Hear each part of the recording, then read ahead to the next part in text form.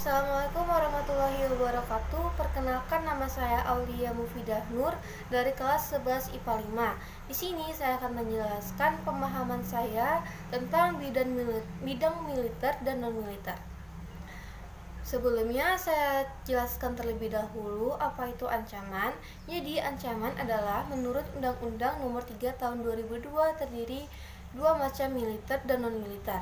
Apa itu pengertian ancaman militer dan non-militer? Kementerian Pertahanan Republik Indonesia menerjemahkan pengertian ancaman militer adalah mengandalkan kekuatan bersenjata dan terorganisasi. Beberapa ancaman yang termasuk ancaman militer sebagai berikut. Yang pertama, agresi militer oleh negara lain. Yang kedua, pelanggaran wilayah oleh negara lain. Yang ketiga, spionase. Yang keempat, sabotase. Yang kelima, aksi teror bersenjata.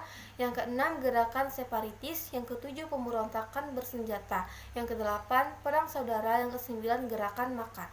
Ancaman militer adalah bentuk ancaman yang dinilai mempunyai kemampuan membahayakan kedaulatan negara, keutuhan wilayah negara, dan keselamatan segenap bangsa. Bentuk dari pengertian ancaman militer adalah berupa ancaman militer agresi dan ancaman militer bukan agresi. Ancaman militer agresi umumnya menggunakan kekuatan bersenjata oleh negara lain untuk melakukan pendudukan sehingga mengancam kedaulatan negara, keutuhan wilayah, dan keselamatan segenap bangsa. Sementara ancaman militer bukan agresi berupa ancaman yang dapat menggunakan senjata atau tidak dilakukan oleh pihak asing atau warga negara sendiri.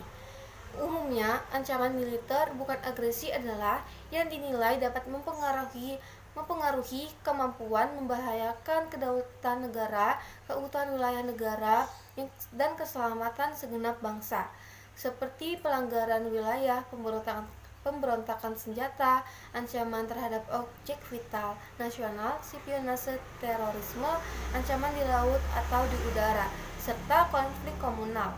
Kementerian Pertahanan Republik Indonesia menerjemahkan pengertian ancaman non-militer sebagai ancaman yang menggunakan faktor-faktor non-militer. Beberapa ancaman yang termasuk ancaman militer sebagai berikut.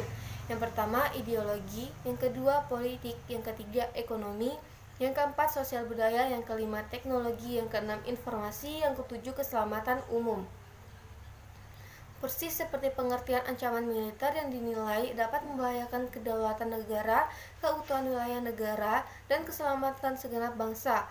Pengertian ancaman non-militer dapat berasal dari luar negeri atau dapat bersumber dari dalam negeri. Sementara golongannya ancaman non-militer digolongkan ke dalam ancaman yang berdimensi ideologi, politik, sosial budaya, keselamatan umum, teknologi, dan legislasi. Risiko ancaman di Indonesia itu ada dua. Yang pertama di luar negeri dan di dalam negeri. Yang pertama saya jelaskan di luar negeri terlebih dahulu. Yang pertama itu ada agresi. Misalnya saja agresi militer 2 oleh Belanda. Yang kedua pelanggaran wilayah oleh negara lain. Hal ini biasanya terjadi di wilayah perbatasan sehingga banyak tentara Indonesia yang ditempatkan di wilayah pembatasan. Yang ketiga spionase atau mata-mata. Yang keempat, sabotase. Yang kelima, aksi teror dari jaringan yang ada di wilayah internasional. Teroris yang sering bertebaran di Indonesia adalah salah satu contohnya. Bom Bali 2 di Bali adalah salah satu akibat yang ditimbulkan oleh aksi teror. Risiko ancaman di dalam negeri contohnya itu ada pemberontakan bersenjata, yang kedua konflik horizontal, yang ketiga aksi teror. Aksi teror nggak cuma bisa dilakukan oleh orang luar negeri, orang Indonesia sendiri juga bisa melakukannya. Salah satu akibat yang dihasilkan oleh aksi teror ini adalah bom Sarinah yang dilakukan oleh warga Indonesia sendiri. Yang keempat, aksi kekerasan yang berbau SARA. Yang kelima, gerakan separatis. Contoh dari aksi yang satu ini adalah usaha pelepasan Timor Timur dulu waktu pemerintah Pak Habibie. Sekian dari saya, mohon maaf bila ada kata. Wassalamualaikum warahmatullahi wabarakatuh.